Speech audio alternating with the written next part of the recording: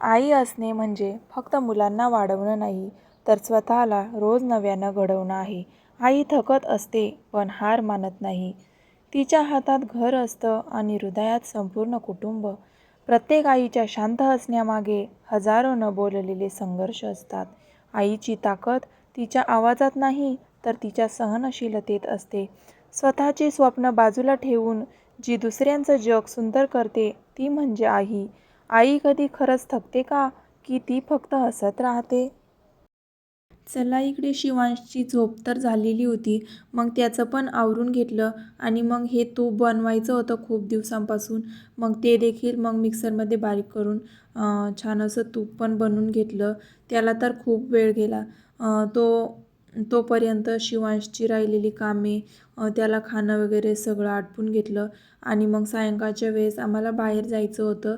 साईबाबांचं मंदिर आहे म्हणून तिथे दर्शनासाठी गेलो होतो.